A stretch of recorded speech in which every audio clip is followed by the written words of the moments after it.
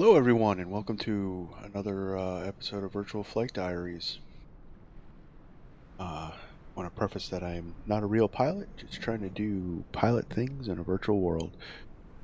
So, we got something different here today. We got the LZ129 Hindenburg, a new release from Redwing Simulations, and we're going to fly her from LaGuardia Airport to Lakehurst, New Jersey. Lakehurst was the site of the 1937 disaster with the Hindenburg. So I'm hoping not to repeat history, but we'll see. I also downloaded the sceneries from Redwing Simulations, the 1935's version of LaGuardia, which unfortunately did not work. So we're going to be taking off from modern LaGuardia.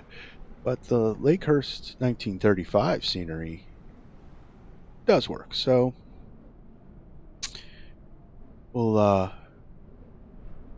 we'll have that when we land. Try to land. So let's turn off the black and white and get.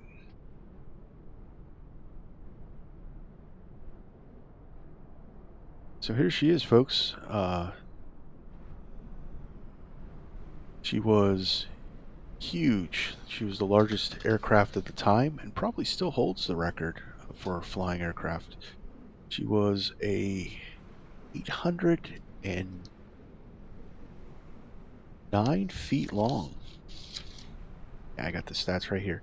So LZ129 was 809 feet long, 150 feet at its widest from nacelle to nacelle, and 146 feet high. She carried a crew of 30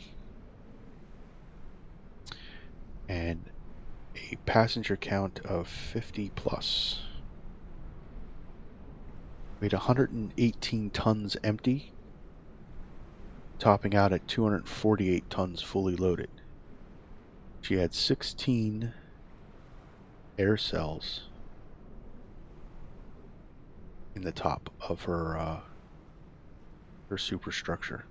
They were filled with dihydrogen gas, and that was used for lift. Carried 23,247 gallons of diesel and 10,000 gallons of water to use as ballast.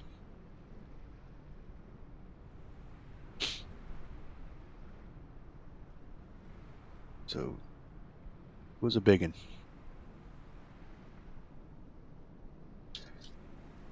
She was created for transatlantic air passenger service and the epitome of luxury. A ticket price from Frankfurt to Lakehurst, New Jersey was the modern day equivalent of $8,000. So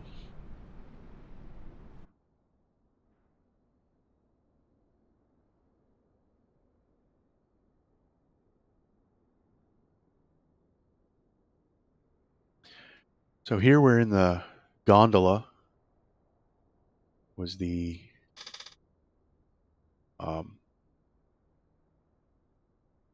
command center, the nerve center of the Hindenburg.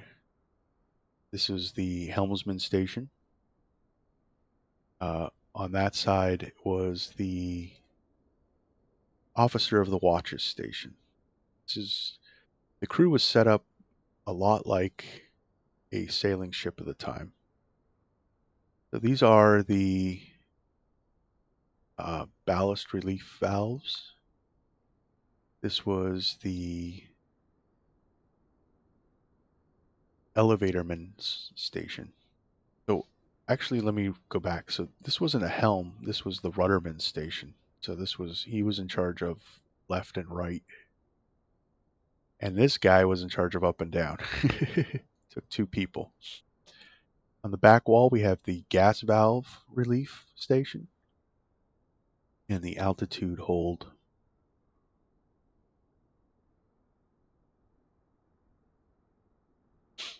All right, let's see if we can walk around here.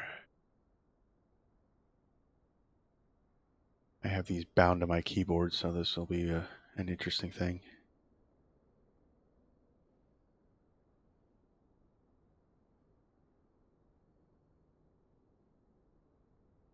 Here is the navigator station. And the cool thing about the navigator station is you can pull out maps and place them on their thing. So uh,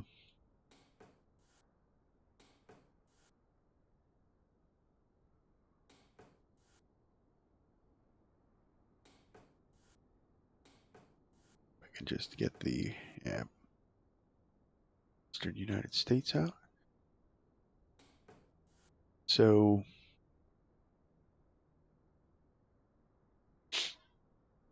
the navigator plot a course. See, our course is plotted. LaGuardia to Lakehurst. And his job was to call out weather, um, times, and keep track of drift calculations and call that out to the officer of the watch. This was the radio telephone station. You could call all the stations throughout the airship from here. And it somewhat works. There's a lot of bugs. This isn't the complete release. This is a light version of it. They're planning on coming up with what they're calling the premium release. So the back of the gondola had a little sitting area.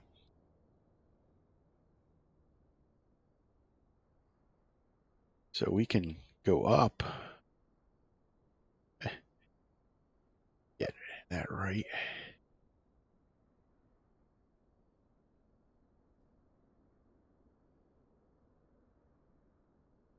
We'll go into the radio men's room.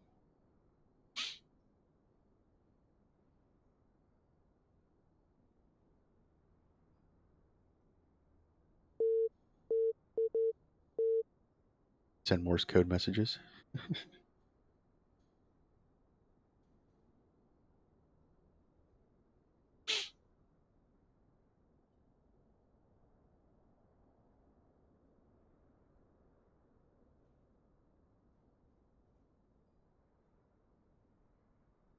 Sorry about that. This is very clunky. Not having it set up. I should have set this up. So here we go. We're in the center of the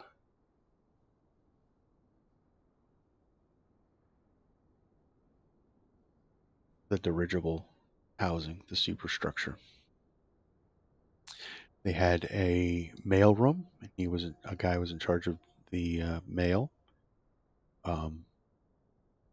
Zeppelins of the time were used to bring mail across the Atlantic, and were actually conceived as postal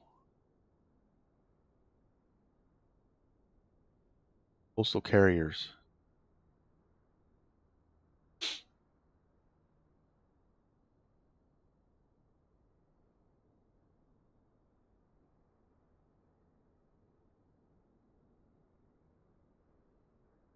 And this gangplank ran around or down the whole length of the upper superstructure.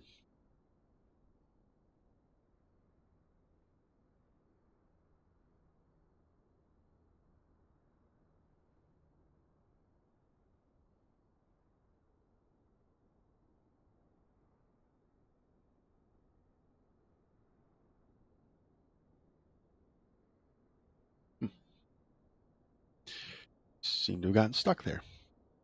We have a different way of doing this. So we can go to this page and go to the different cabins. So the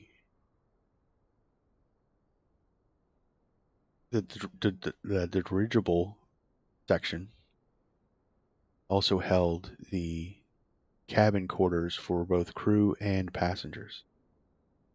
They had dining rooms, full kitchens, um, lounges, bars. It was a flying cruise ship, and the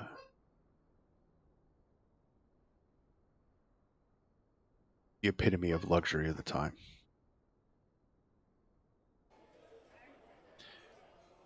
The smoking lounge, and all sections had these little observatory windows, so the passengers could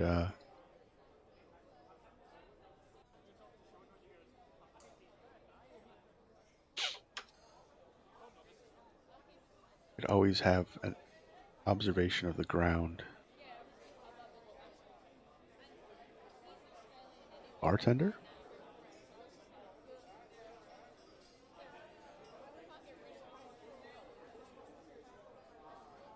What drinks do we have here?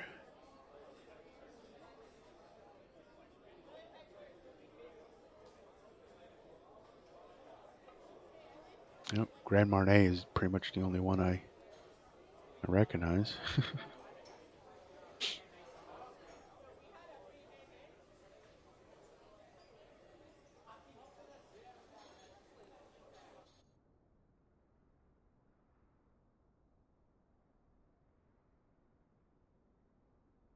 um, Cabins.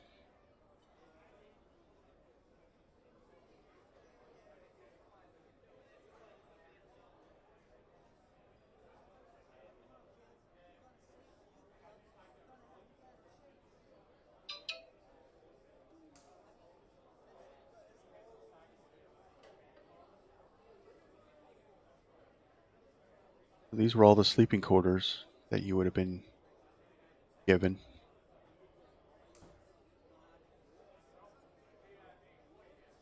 See if I can take a look at one.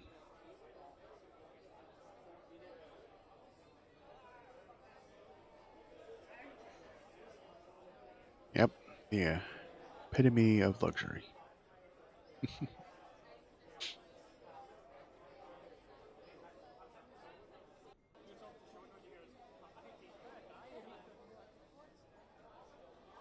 Took 2 to 3 days to go from Frankfurt to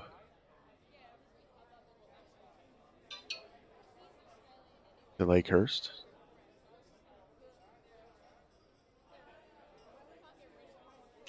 Here's the observation lounge with a piano. Now, what I've read interesting about this piano was that it was not a regular panel. It was designed for this airship and was made out of aluminum, make it extremely light. But you could come up here, you can take your breakfast, have a drink, and be able to look out the window to your scenery around you, which would have been mostly ocean. Traveling at the best like 100 miles an hour. Very slow.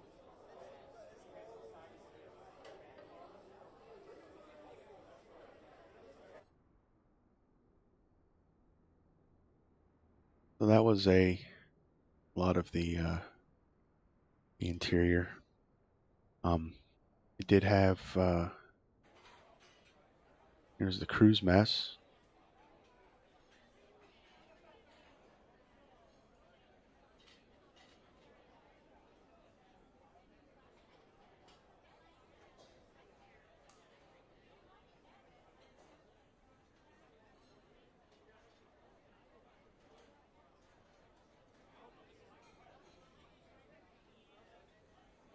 and a full galley kitchen.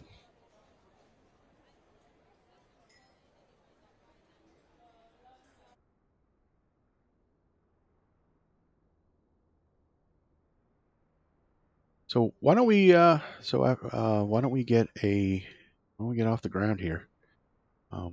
There's a procedure. So you can play all the stations, which is rough. There's a lot of stations that you would have to bounce around. So you could play you can have artificial intelligence play the stations for you. I'm going to make sure that's all on.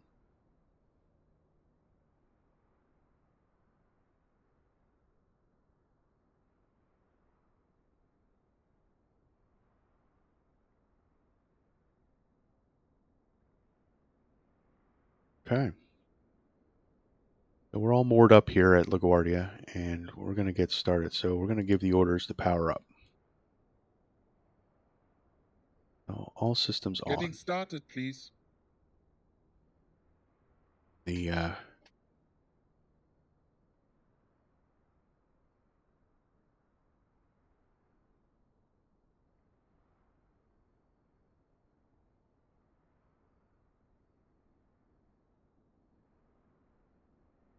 So give the call for all systems on, and I'll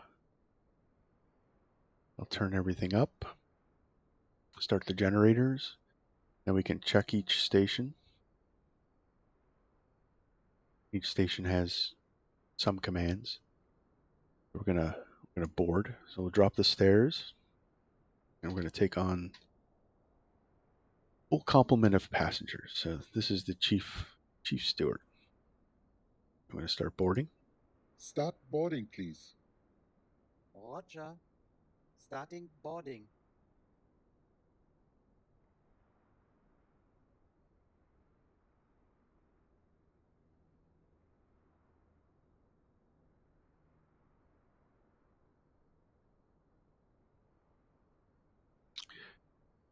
And you can command the chief steward to serve cocktails, comfort the crew,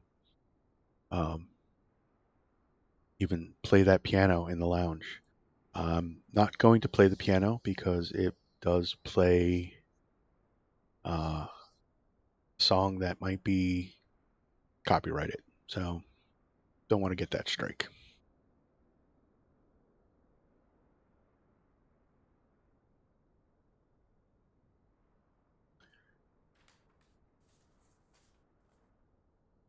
Our lovely, enthusiastic passengers that are going to enjoy their flight to Lakehurst, New Jersey.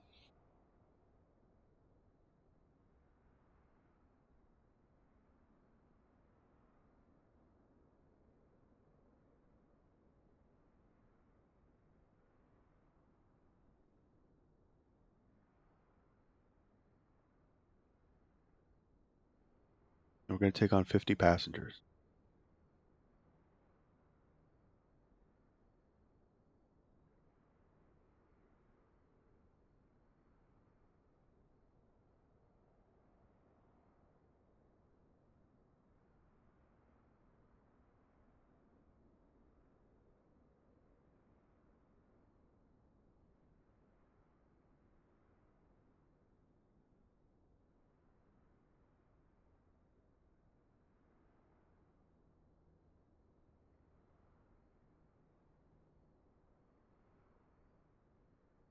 Okay. Boarding finished, sir.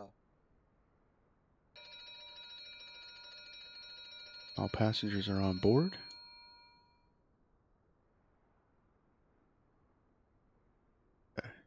Prepare for takeoff. I'm going to give the command for takeoff. Roger. All crew to takeoff station. Ready for takeoff. Ready for takeoff.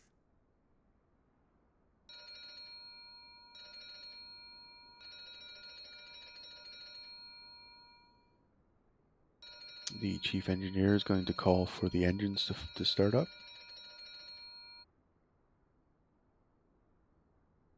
A lot of bells, very reminiscent of a sailing ship.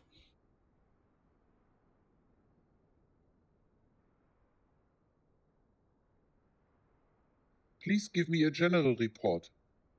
All stations report. Nothing to report. Everything works normally. Everything is in order.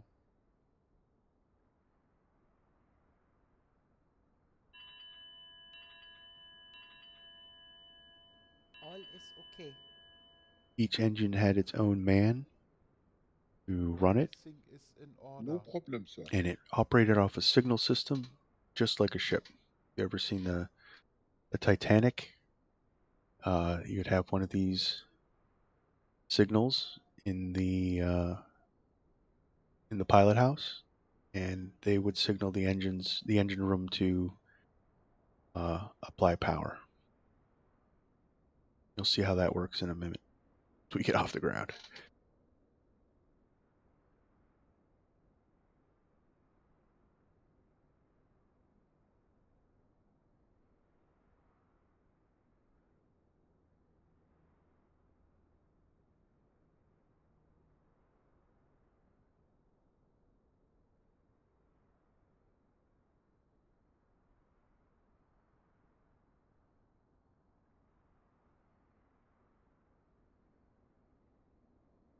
Gonna have the radio man call for clearance.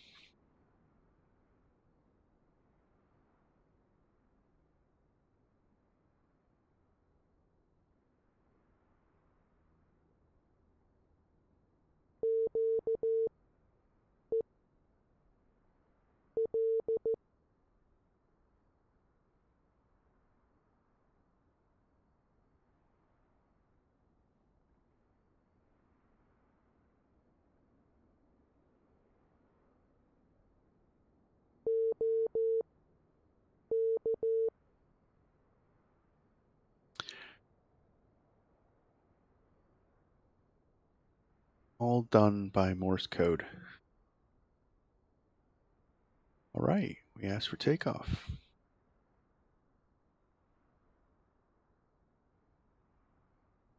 So let's get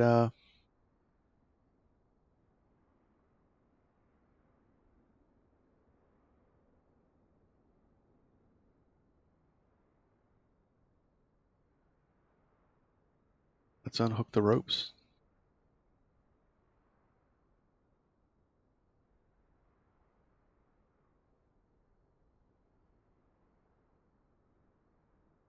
Release mooring. Copy. Copy. Copy.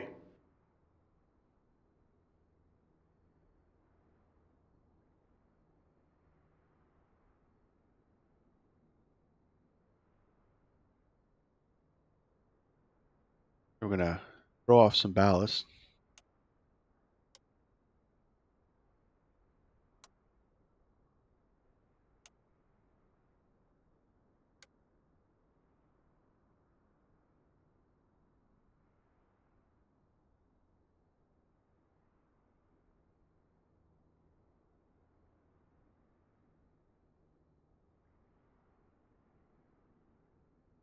Some more ballast.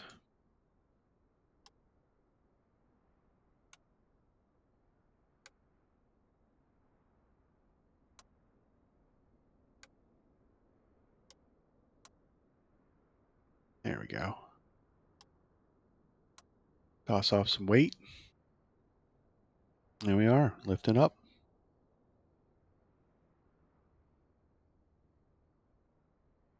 Haul up the moorings. Roger. Roger. Roger.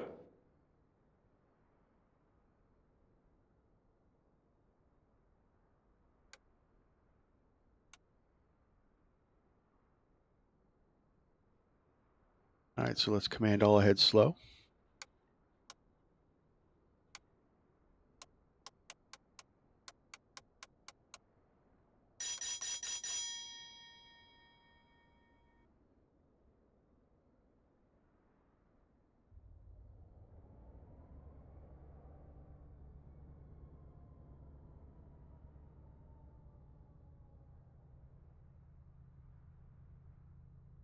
Haul up the front cone cable. Roger.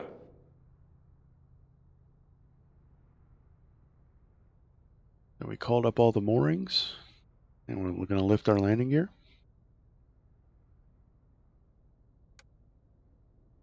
Get some more height.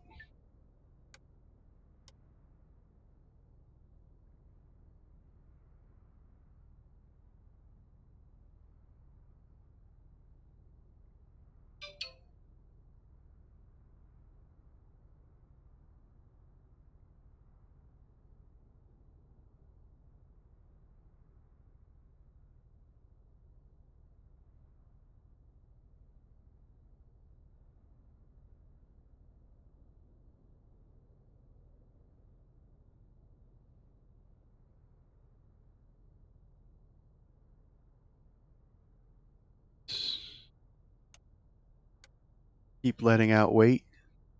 The more weight we let out,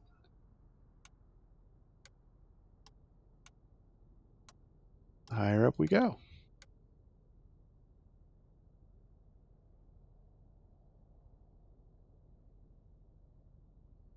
Once we get clear of obstacles, we're going to command half power, or all ahead half.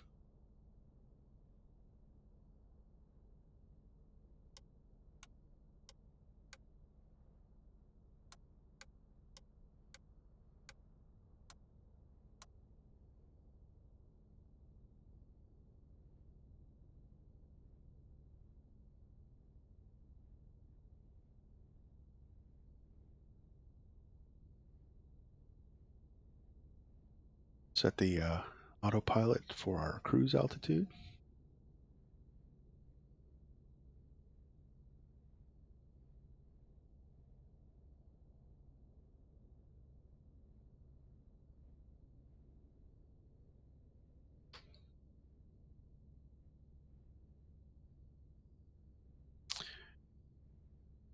Okay.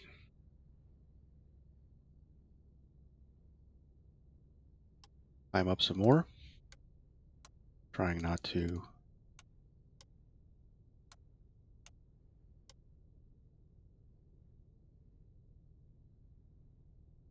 crash. Very delicate system.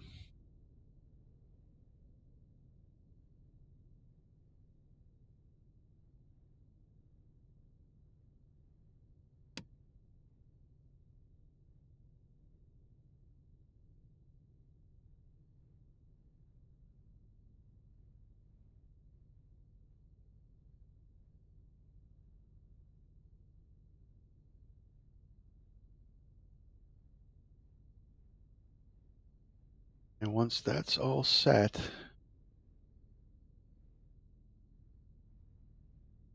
make sure that we're good. We're going to command half.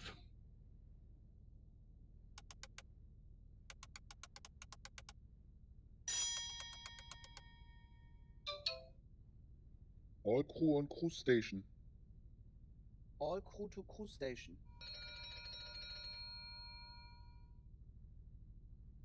We're going to climb out.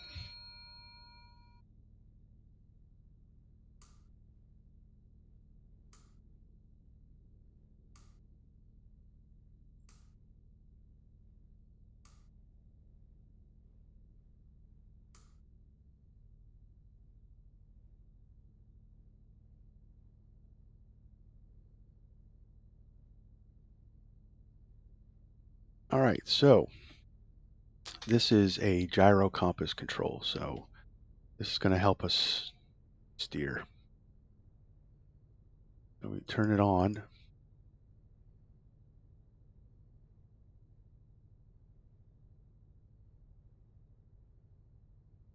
And head over to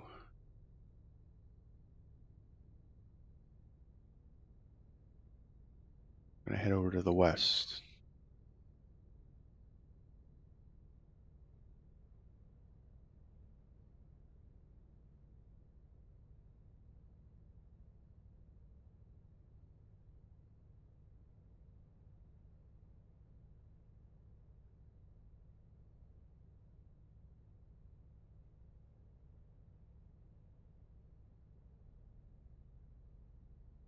Very slow at turning.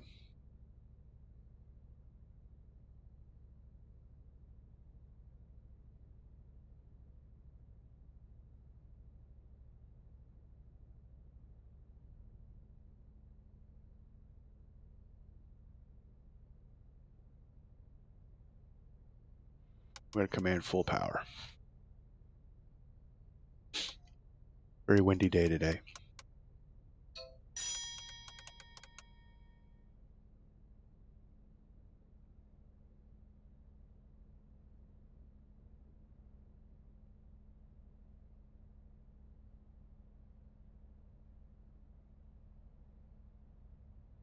I'm going to take us over New York City.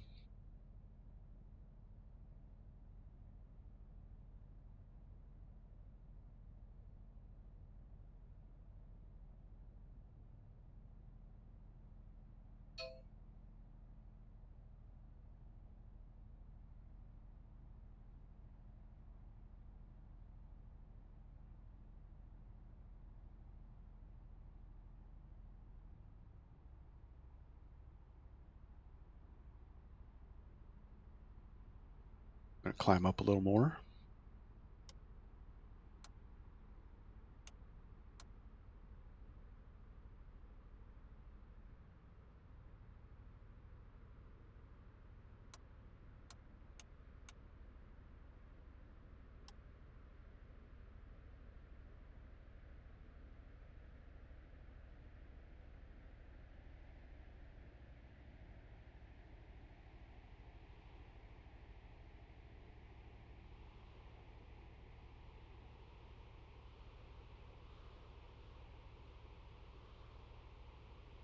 Doesn't seem to want to turn.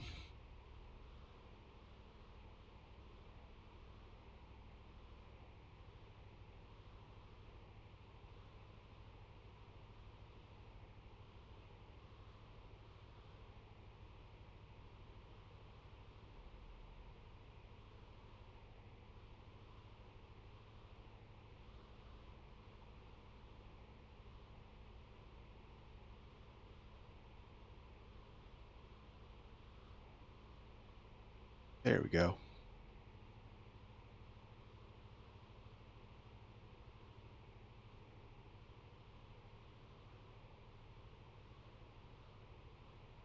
I said it's although they towed it, the only thing is I don't know if they said it anywhere, but they kind of toted this as a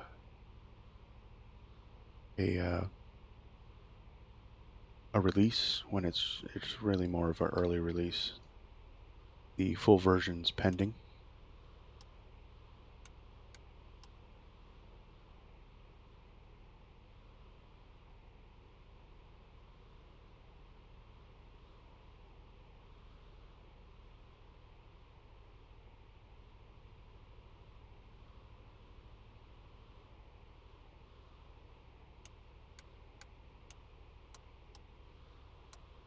So you want to hit the black ones. They're your ballast. The red releases all of it.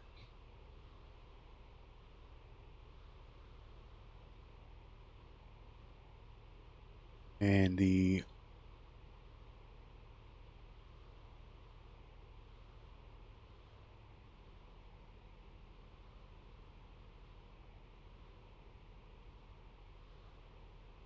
yellow releases fuel. So we don't want to dump fuel.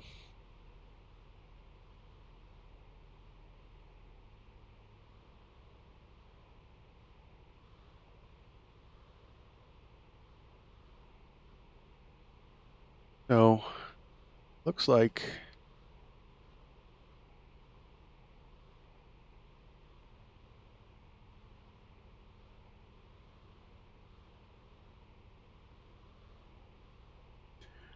I found this to be a bug, and I don't know if it's user error or what, but I can't seem to. So these numbers don't line up.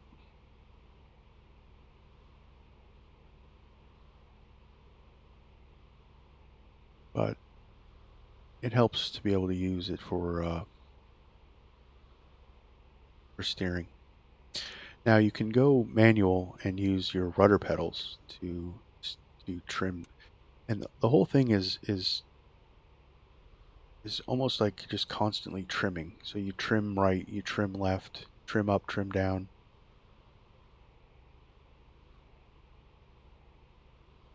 And this is feet above the ground, so it'll constantly adjust as we go over buildings and whatnot.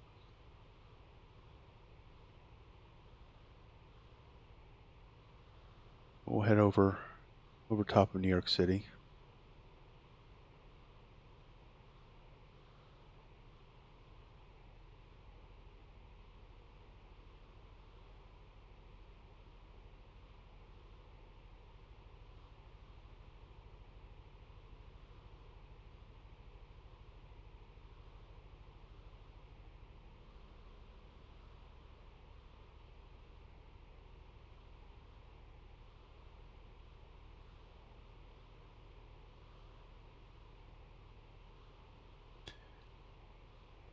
Gain some more altitude.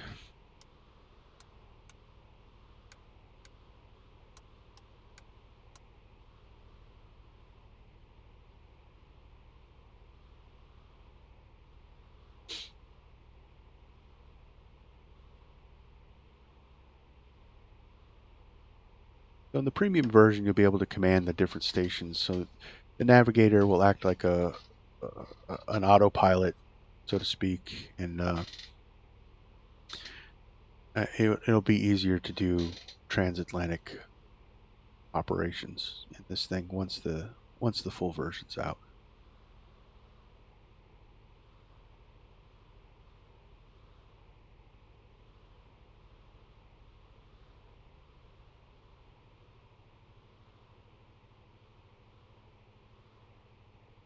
Fly over New York City. Now there's a mod by Scenery Designs, I think. Don't quote me on that one.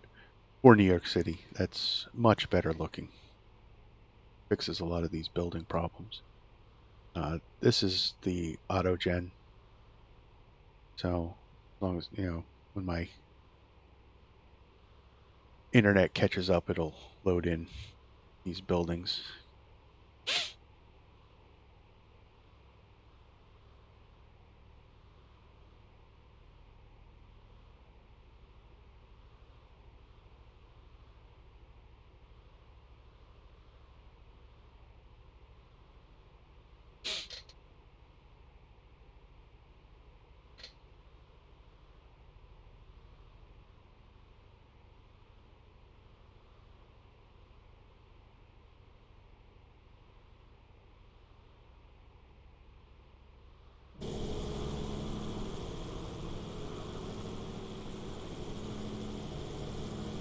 Flying over New York City. Wouldn't that be a sight today?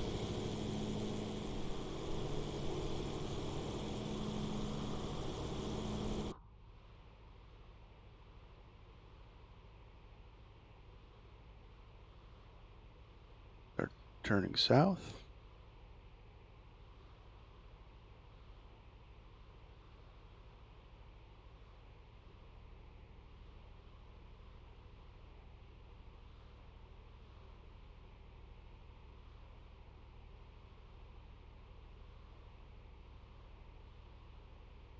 Look at my chart to see where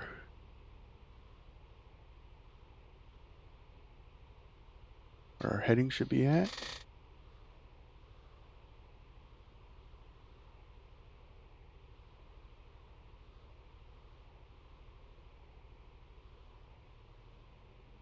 Try to match that up, so we should be going south at a heading of 213.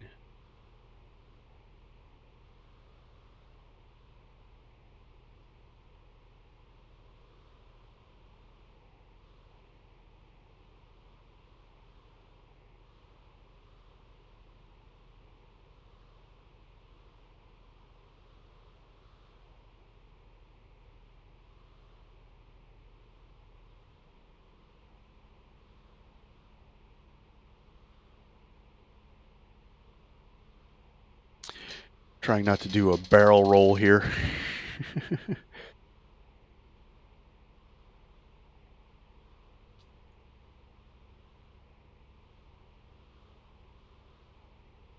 You can see we're at full power at only going 67 knots, 68 knots. We're talking the speeds of a Piper Cub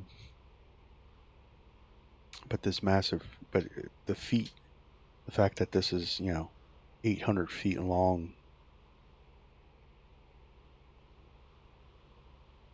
pretty much a passenger liner in the sky.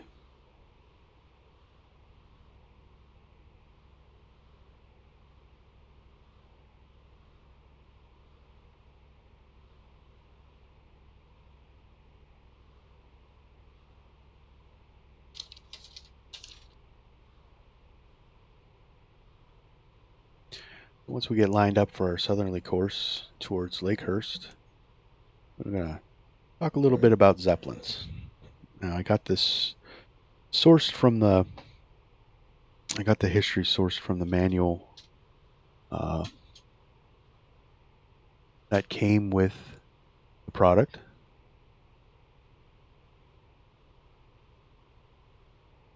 I'm going to trust that it's somewhat accurate.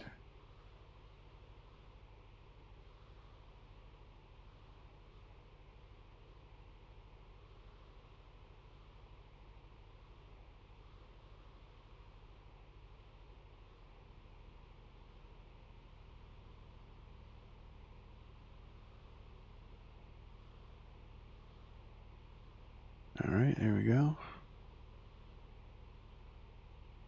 We made our turn. There's the Statue of Liberty.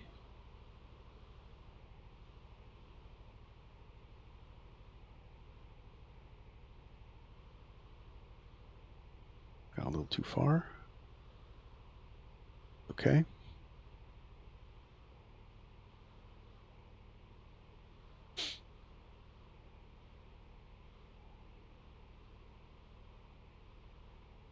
It'll offset our course line anyway.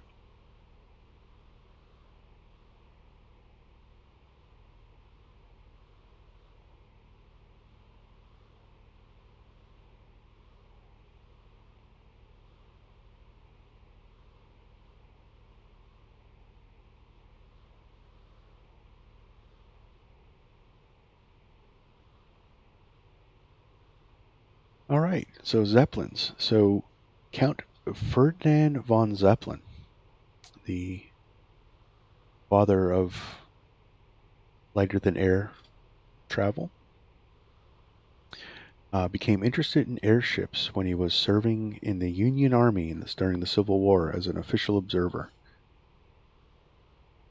They used balloons for message transfer during the Civil War. And that's the first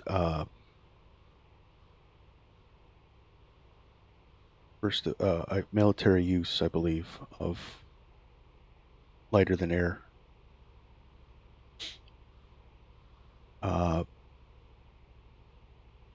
Later on, he attended lectures on balloons in 1874, given by Heinrich von Stephan. And in 1991, von Zeppelin retired from the Army and began work on his airships. He completed his first design in 1893 and began construction of the first Zeppelin in 1899. The first airship, designated LZ1, was 128 meters long and was powered by two 14.2 horsepower engines. And its first flight was in 1900 over Lake Constance that lasted 20 minutes and crashed on landing. Despite the hardships and trials, passenger Zeppelin service began in 1909.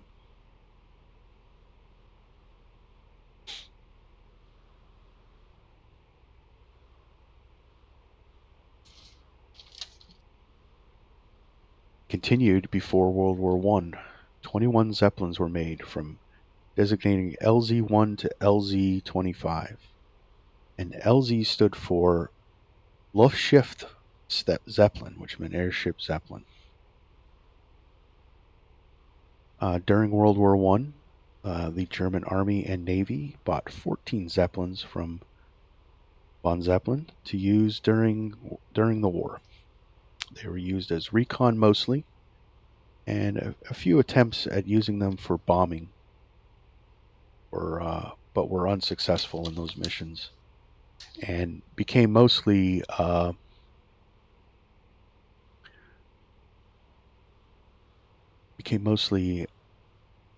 psychological thing. You saw the bombing Zeppelin come across the trenches. After the war, a Dr. Hugo Echner took over the company, and he was a proponent that airships should be an instrument of peace, and formed the DELAG. It's a long German name, but it became the first airship airline, and that started in 1919.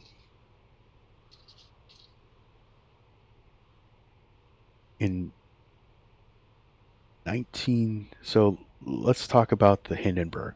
So let's fast forward. In 1935, LZ129 Hindenburg gained financing from the German Minister of Air Transport.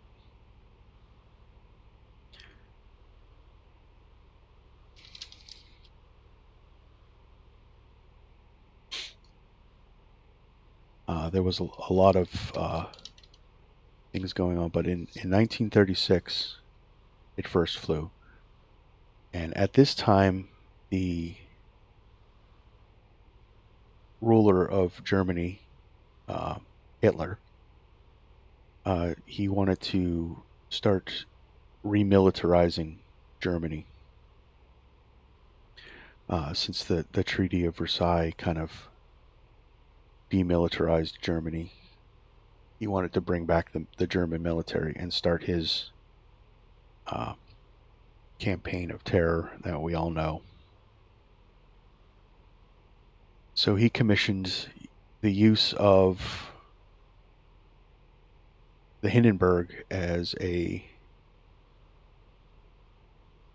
passenger airline, but he wanted to have it travel the world to show Germany's might and ingenuity.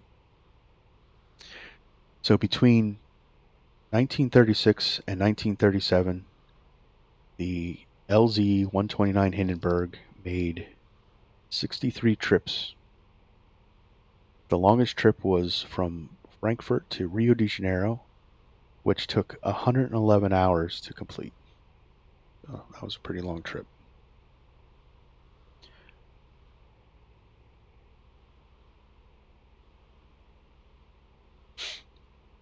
So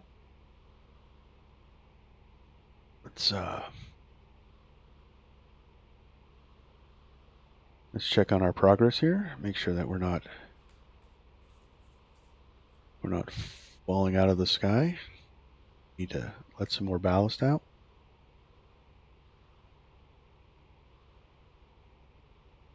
I think we're good.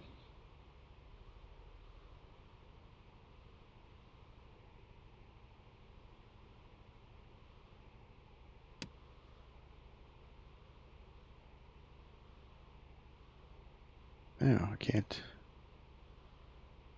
shut that off. All right.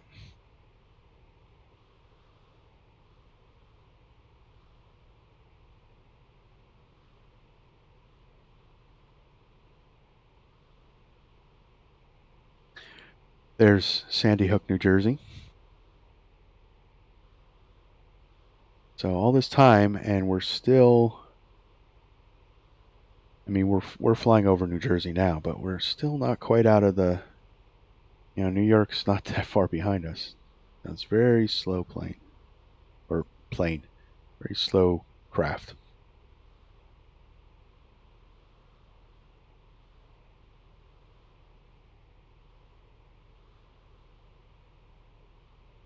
Yep, everything looks good.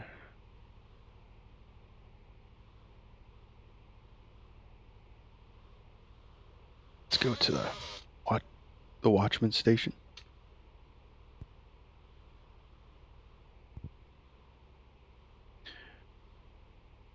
Check on everything.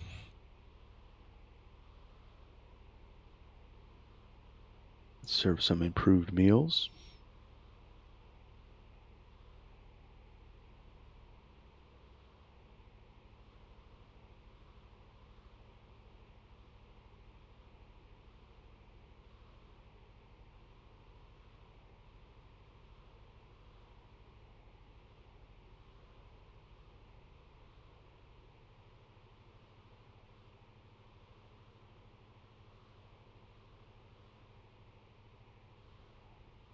So, see, the orders are to manage the route, but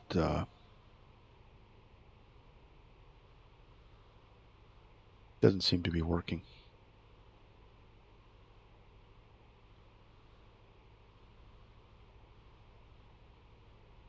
Tired.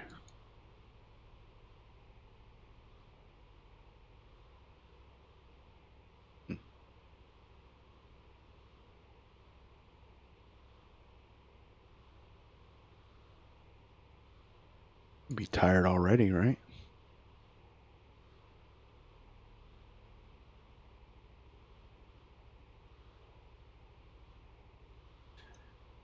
So you'll be able to monitor your crew. So if you were doing the 2-day flight across the Atlantic Ocean, you're going to be able, in the full release version, you're going to be able to manage your crew. They're going to get tired. You're going to have to manage the passengers' happiness.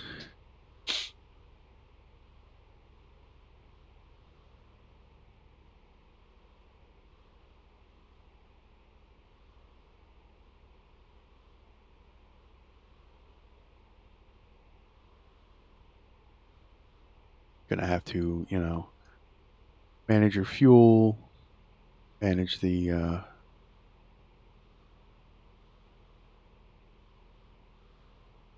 the just the different stations throughout this vessel. So it might actually be an interesting thing once it comes out. Right now it's bugged, but not going to not going to knock it. There's a lot of complaints that Redwing simulations misled. Not going to deny it that it did seem like this was like a full release. When you downloaded the manual, there was all the options for this premium option, but they might have put it somewhere that this was a light version. So I'm not gonna give them that. But I would recommend holding out to buy this if you haven't bought it already, just because it is kind of buggy.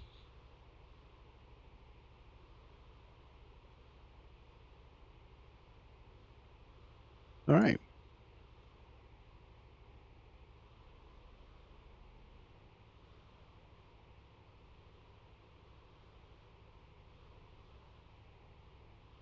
So we got a little bit of ways left.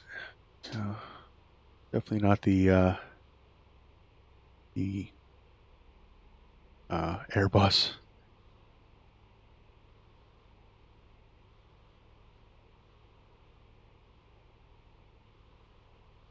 Some little bit of cleanup here on our course.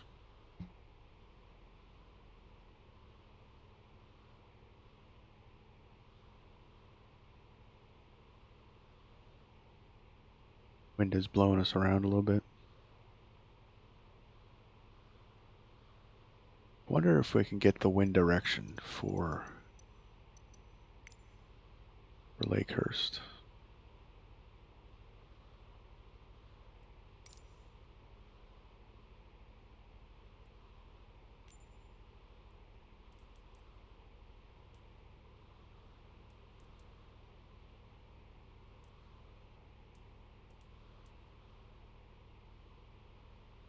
Maybe when we get closer.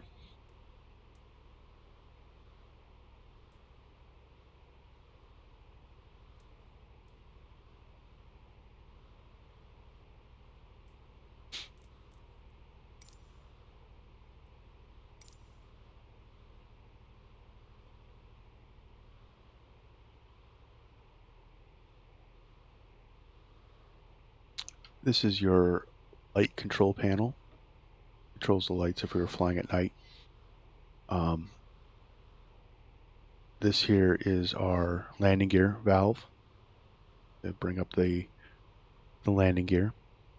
It's just one wheel underneath here. This is the trim lock. So if you were to steer the plane right, you turn the wheel and let go of the wheel, the rudder will go straight. So what you would do is you would trim it, then lock it in position so that it would stay turned. This is our level indicator. I think it's indicating that we're already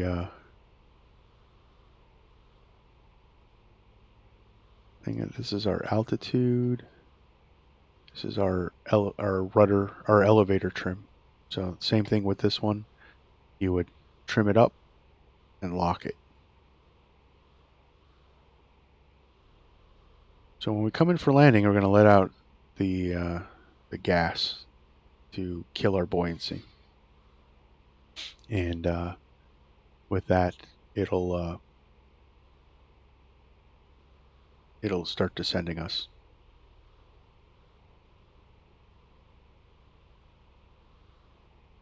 The Call the telephone is electrician. out of order. Notify the electricians. Chief Rigas Roger, out. Call the electrician to the gondola.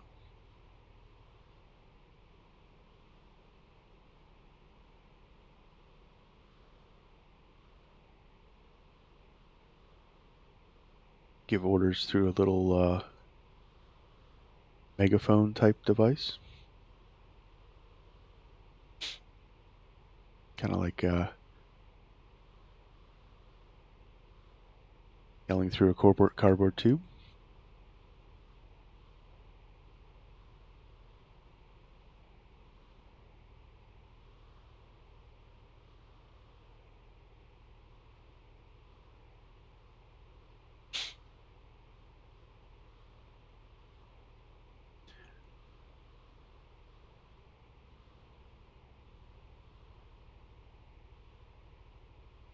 So let's see here.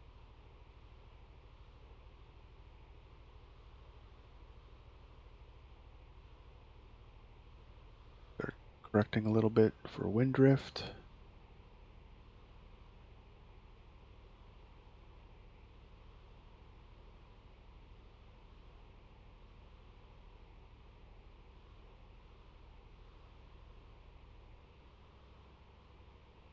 You can also command it from here.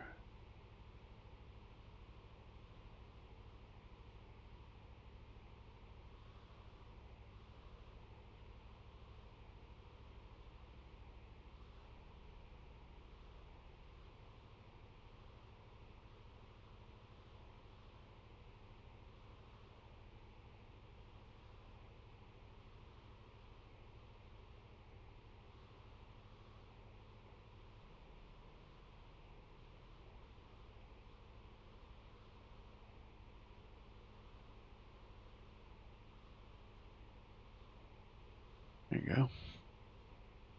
Or like,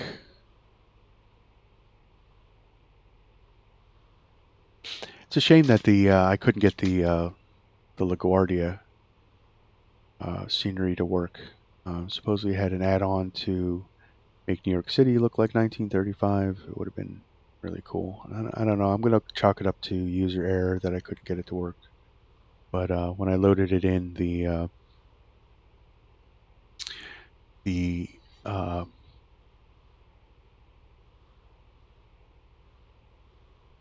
gates from the modern LaGuardia were still on the field, so I thought that would have looked kind of silly.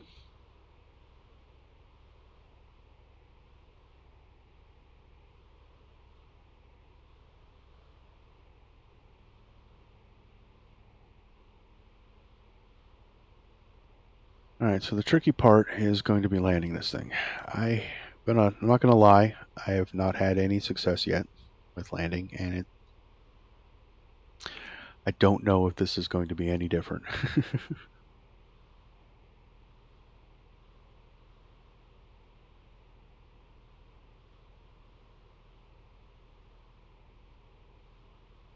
We're coming up, we're probably about 20 miles from Lakehurst.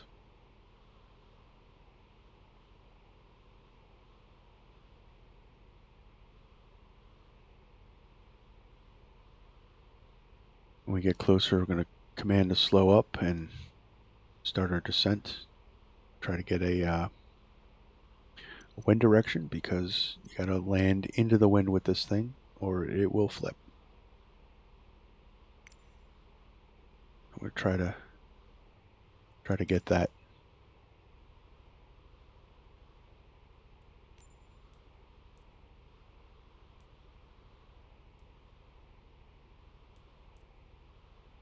There we go. Oh, of course, no tar available.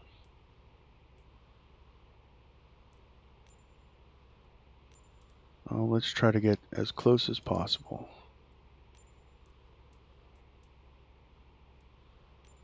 There we go. Oh,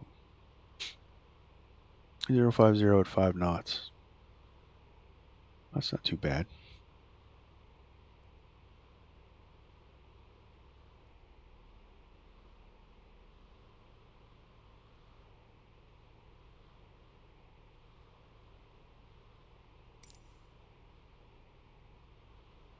I'm going to try to approach the field at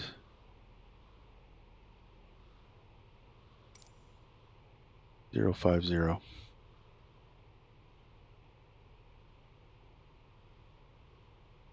So that's about there.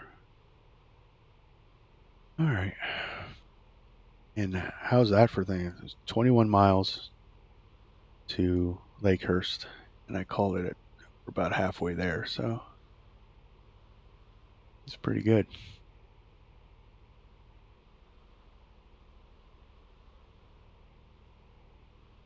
Now it's going to take a few more minutes.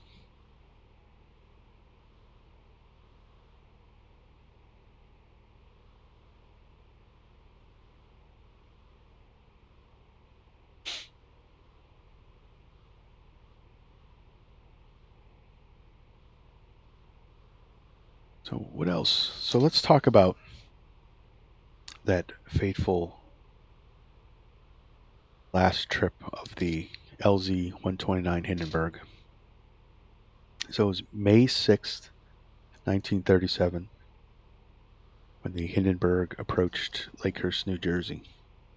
It had an uneventful flight until then and was holding out over the airfield or near the airfield due to thunderstorms in the area. When the thunderstorms abated, it began its approach. When suddenly a fire broke out in the tail cone. Now, there's some controversy as to what caused the fire. Um, the general consensus is that it was a lightning strike from the passing thunderstorm. That fire ignited the dihydrogen in the lift cells, in the balloon cells, and went up quickly. Hydrogen is very explosive. The Hindenburg went down in 34 seconds. That's how long it took. After it lost its lift, it just collapsed to the ground. When it hit the ground, it was then the blaze was then fueled by the thousands of gallons of diesel fuel that was on board and became an inferno. There were 97 people on board. Out of the 97 people, 35 died. This included 21 crew members, 13 passengers that were on board, and one of the ground personnel also died. That's where the famous newsreel reporter was describing the Hindenburg crash, and as the infernal presented itself, he cried out, "Oh, the humanity." So hopefully we will not be reenacting history, but we'll see.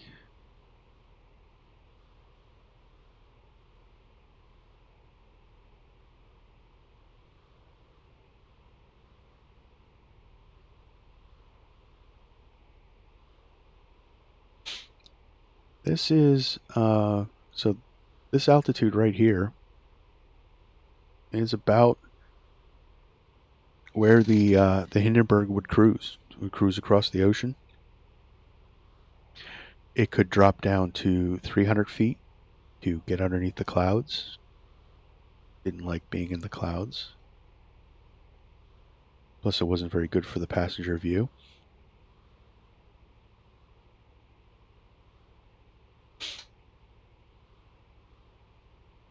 So let's just talk about the program itself for a little bit. Like I said, it's a little buggy. It could be a lot of user error. I'm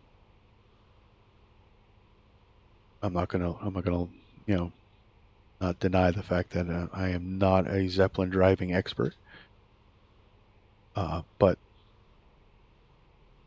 so this is very frame heavy. So I frame rate heavy. So I have the passengers turned off. I noticed a drop when they were on, so I'm leaving it off, especially because I'm streaming. I've kept the effects on, and with those settings, and I'm running a 3070 Ti. I'm getting a pretty consistent 30 frames. So if you had a slower computer, I imagine that it would be a pretty big hit. There's a lot going on here.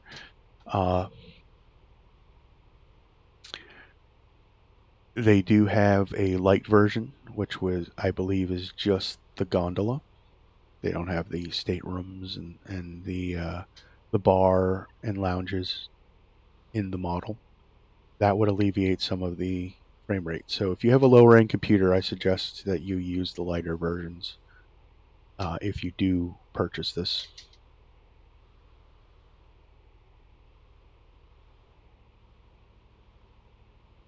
But I'm doing pretty good as long as I don't have the 3D passengers on. It gets pretty choppy with the 3D passengers.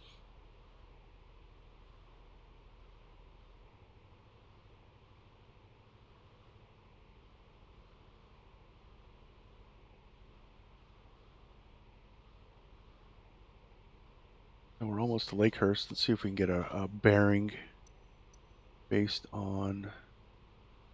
Let's see if the nav station is showing any status.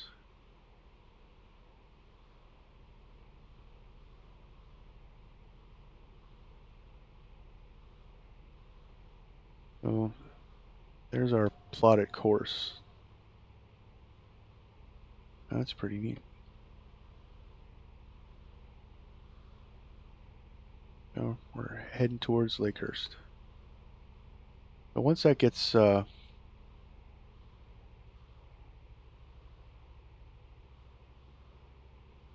implemented, it'll be neat to try to take this thing across the ocean.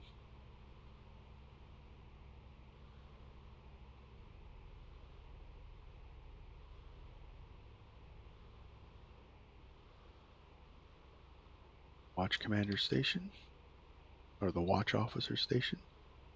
Let's take another look at the outside. I think there's a lot of people complaining about the textures. I don't see any anomalies in these textures.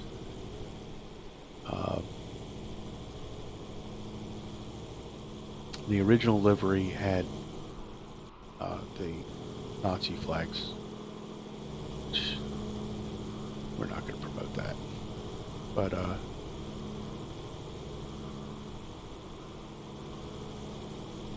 don't know. I've been looking around and trying to gather. So this is where all the lounges were and the staterooms.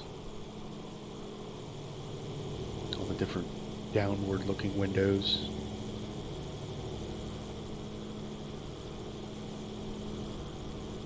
Gondola with the landing gear tucked up.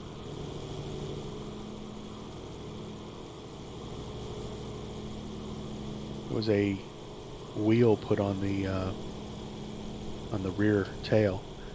Because its maiden voyage, the captain at the time commanded the takeoff in strong winds, and he cracked up the tail. No, Zeppelin crashes are not a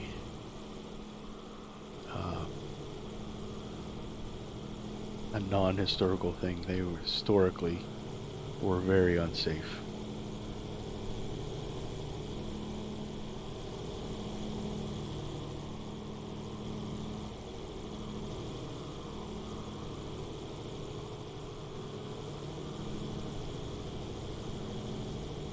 I'm gonna overfly the field and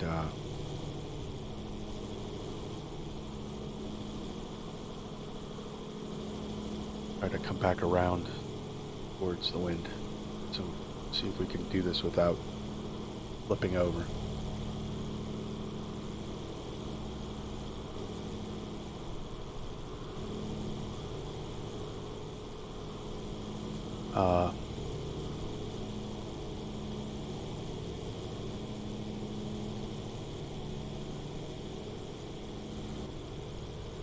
And so I have a feeling that it's recommended that we do a head-in landing. So every time that I've tried this, I've gone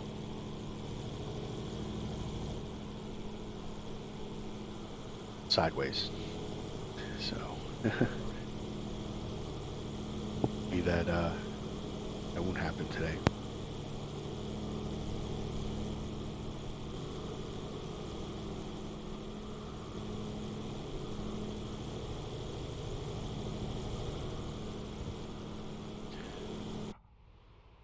All right.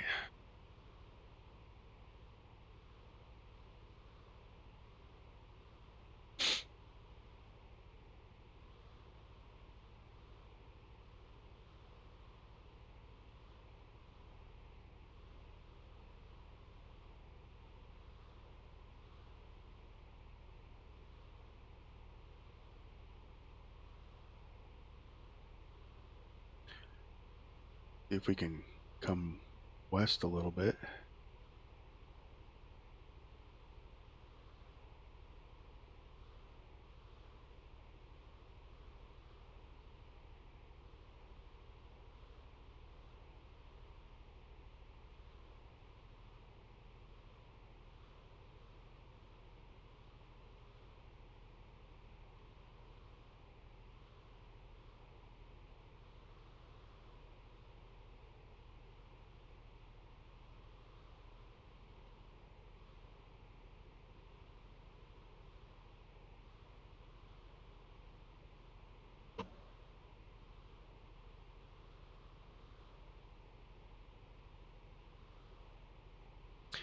If you like the videos that I'm putting out, I like to ask everyone to like and subscribe to my Twitch channel and my YouTube channel so you can get all the content that I make.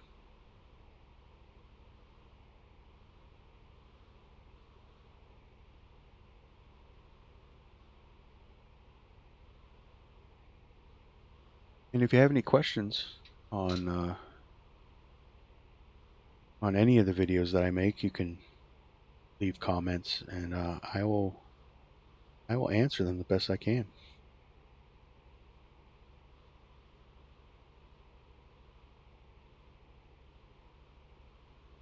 We're pretty close to Lakehurst. We can see the airfield yet. That's it.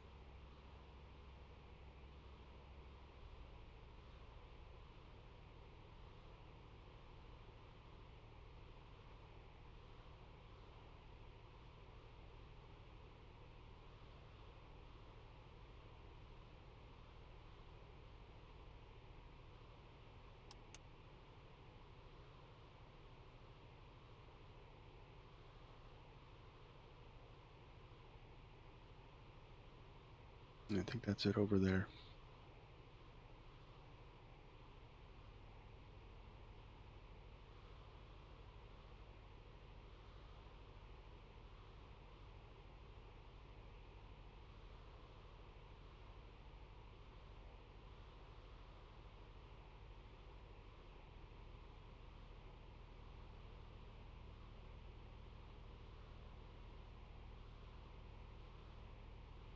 So I'm going to command half power.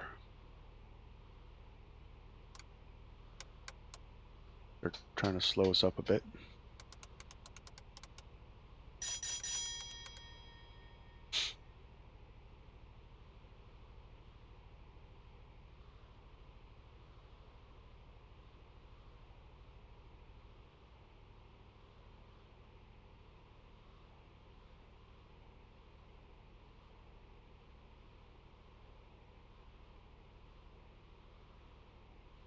Yeah.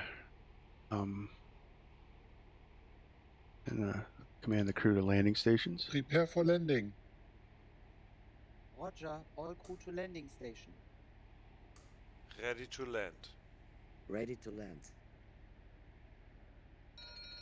That's Lakehurst right over here. There's a large Zeppelin hangar.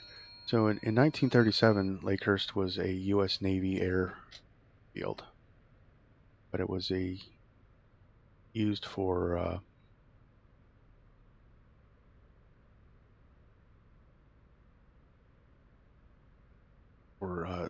as a Zeppelin base for both U.S. and German Zeppelins. The United States Navy had a couple Zeppelins as well.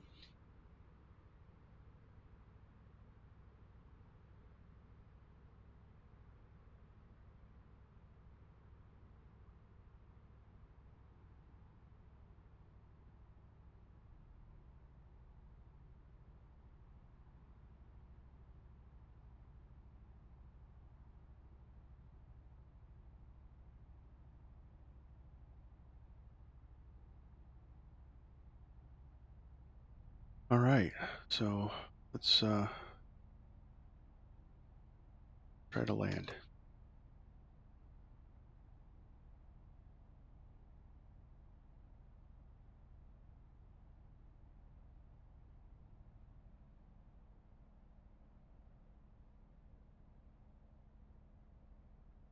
Where things start getting screwy, start letting gas out.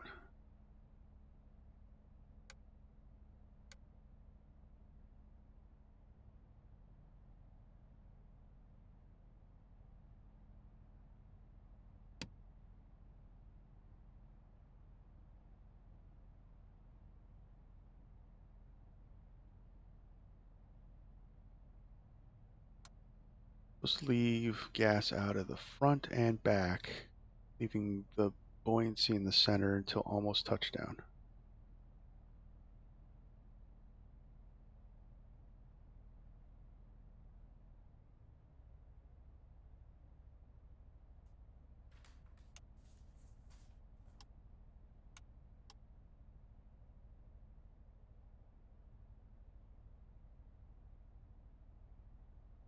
All right, we're starting to come down. So this is going to be a dance between gas and ballast.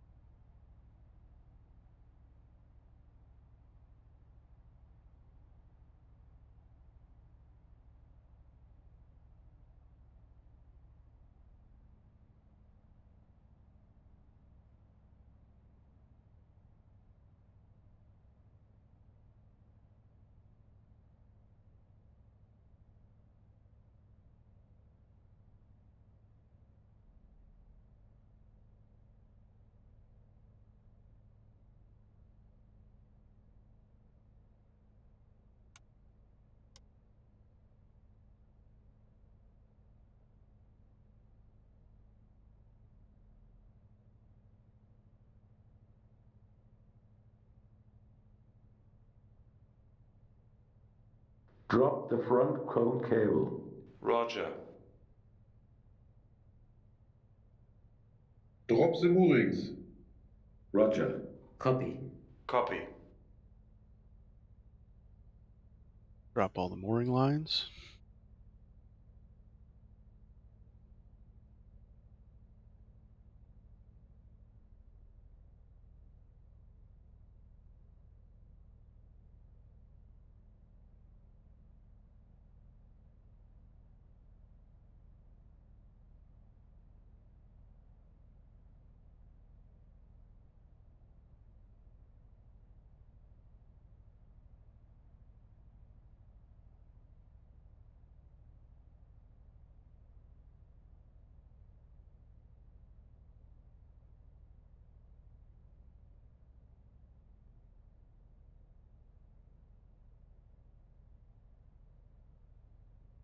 see if we can manually steer her.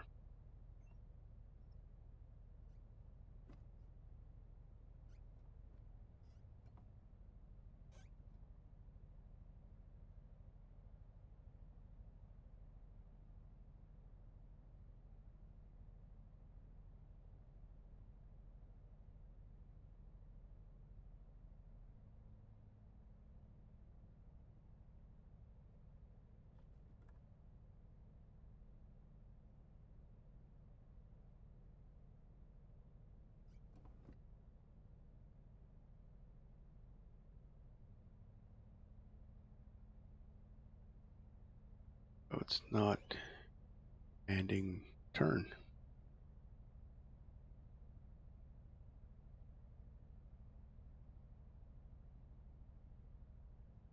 Come on.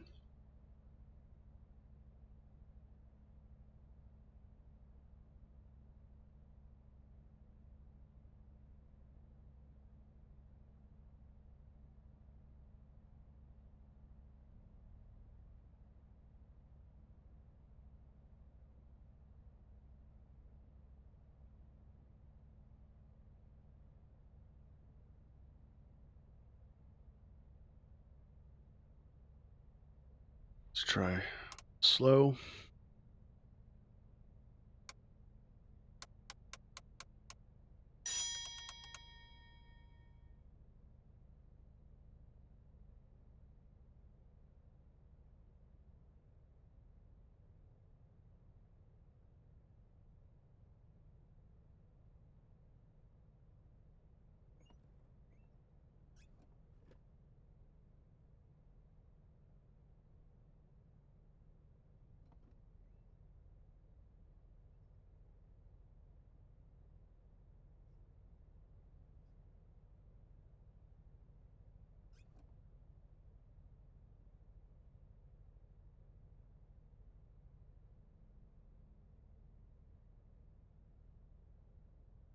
We're slowly turning.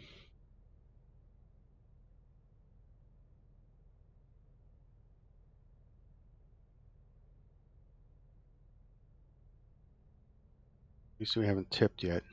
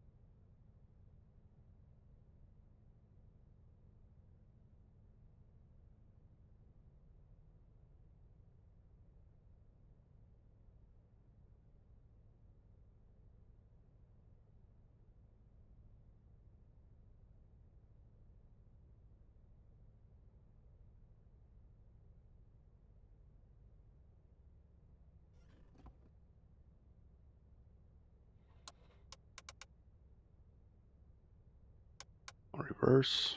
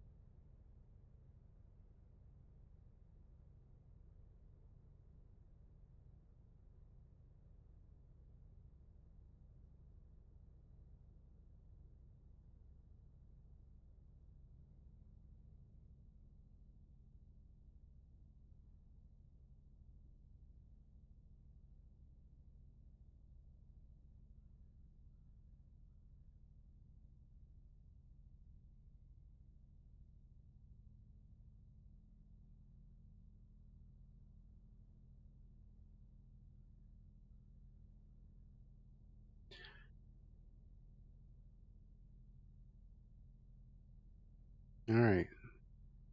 First is set in.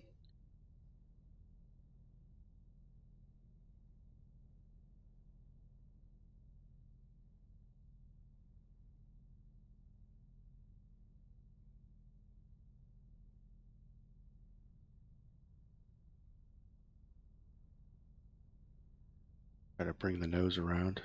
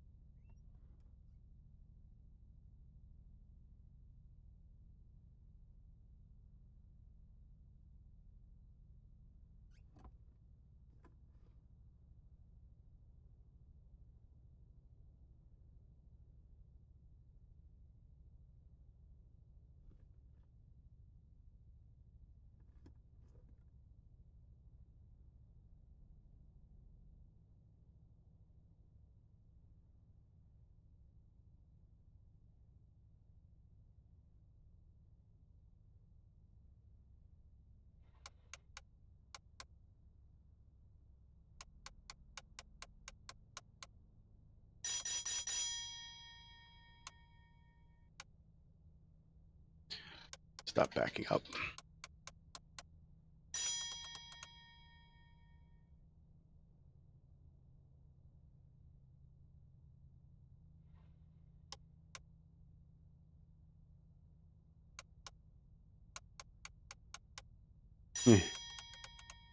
Now, ladies and gentlemen, this is definitely a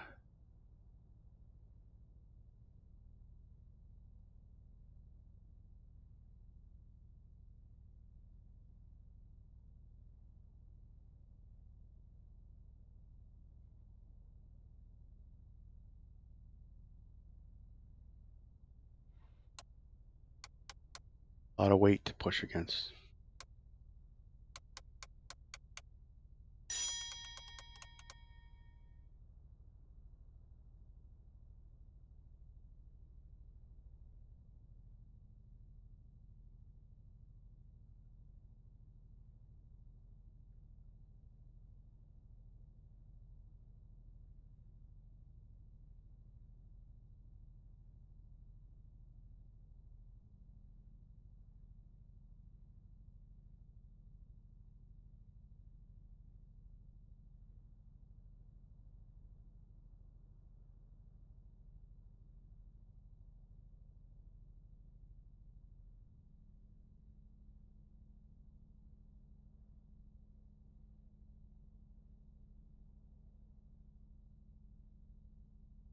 All right, we're slowing up, like trying to maneuver a freight train.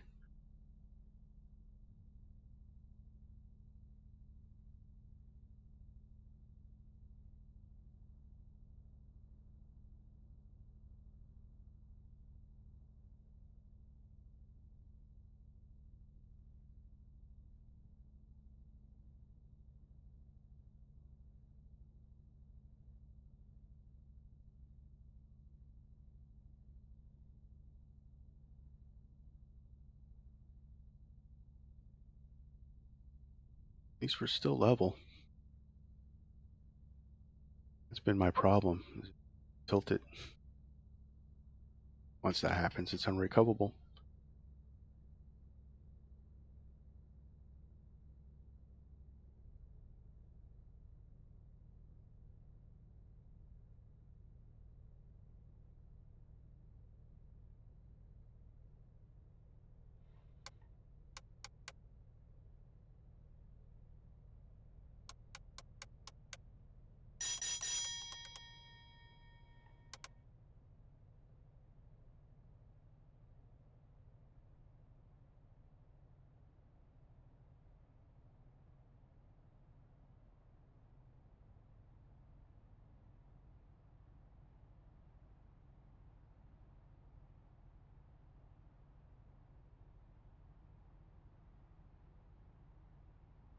All right, so I'm going to go all ahead slow.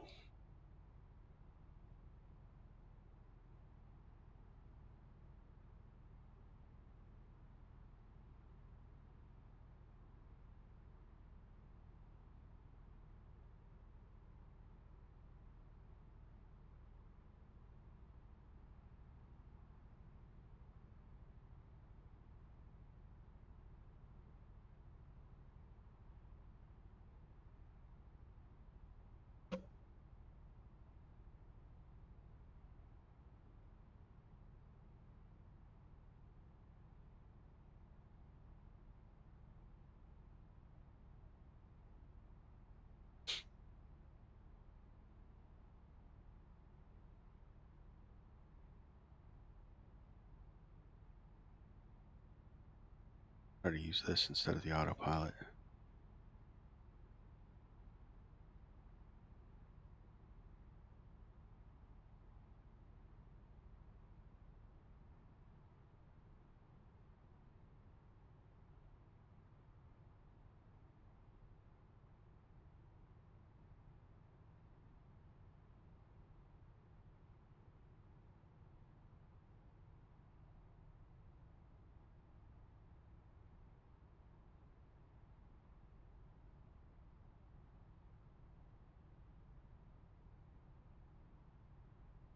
Start turning, maybe.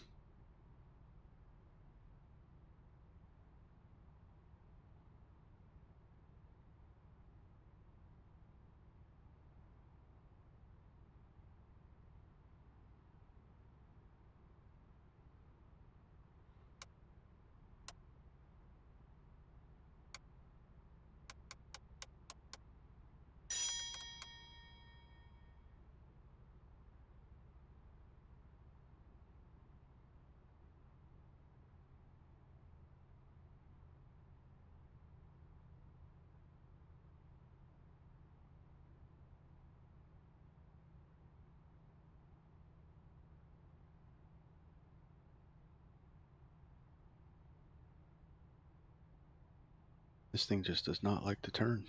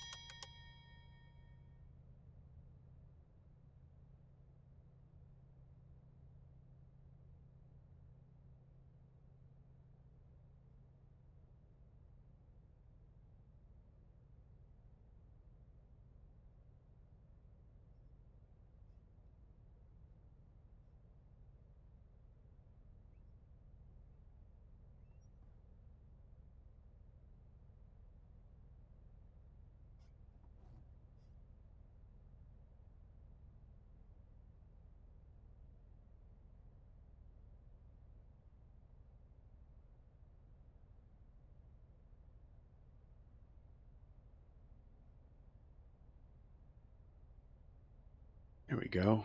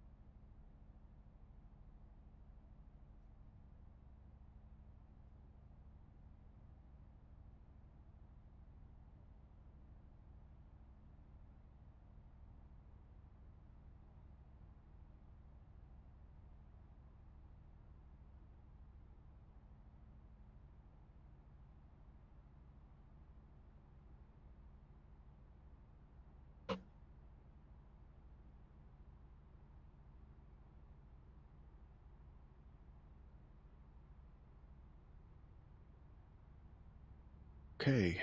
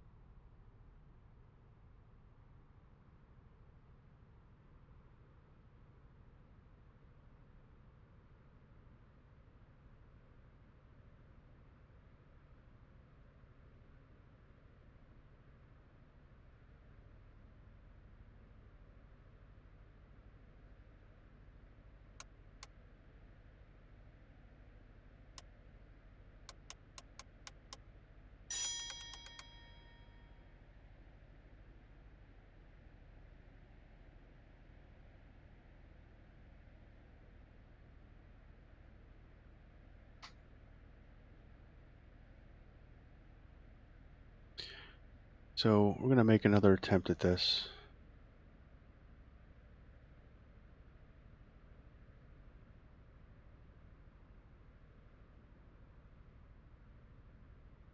If this doesn't work, we're going to pick a different spot to land.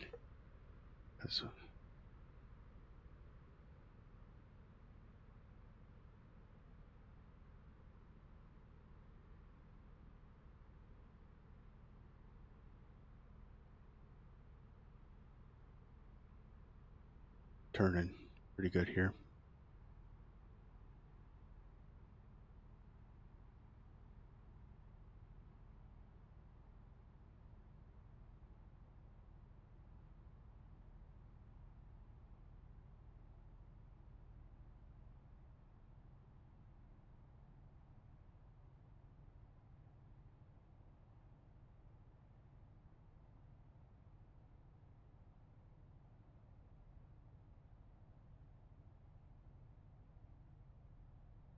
Very difficult to pilot.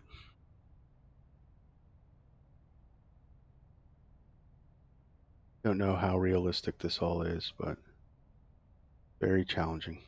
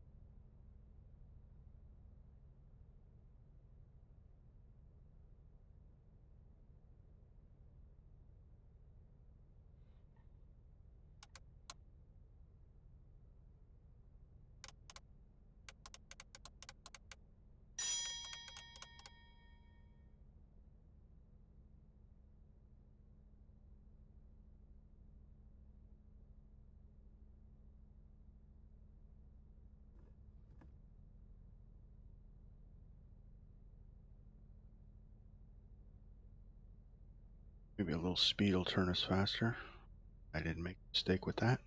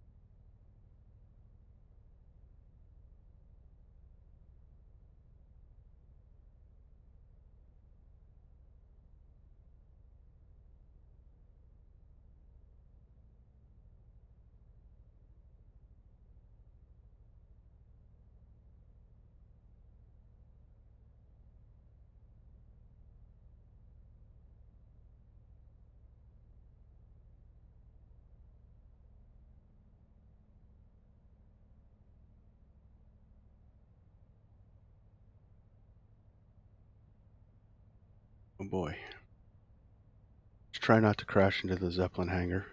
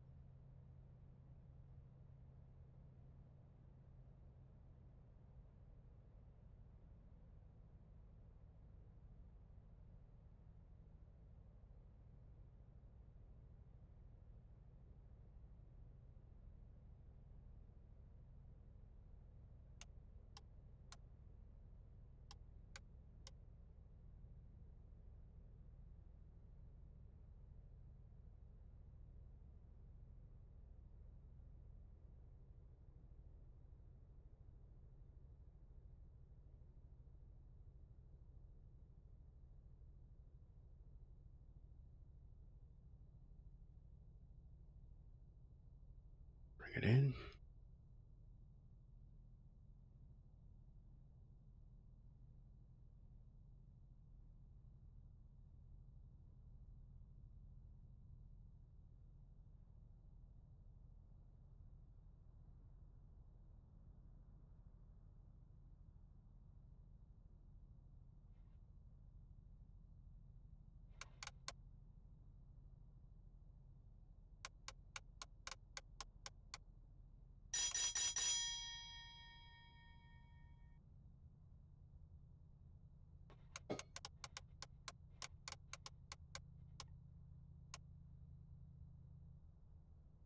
Oh no.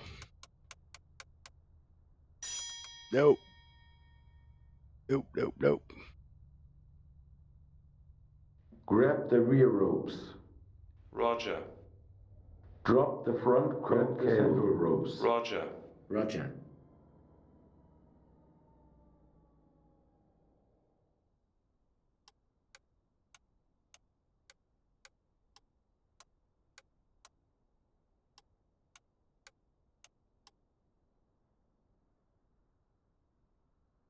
Well, ladies and gentlemen, we have arrived at Lakehurst. I came down a little too early, and we somewhat crashed into a water tower. Very challenging. It would take a lot of practice. But at least, yeah.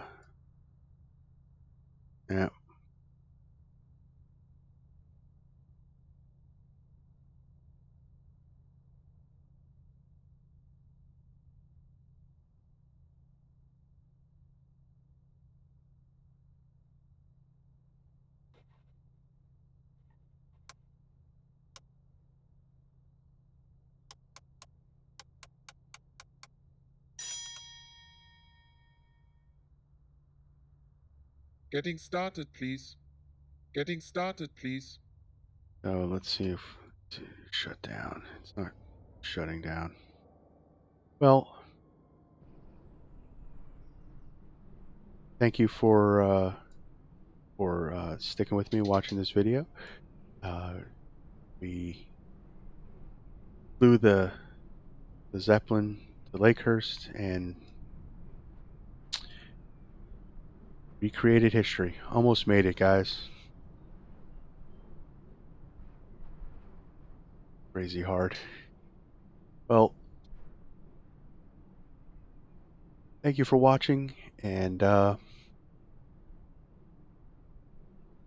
if you like this video, please like and subscribe to my channels, and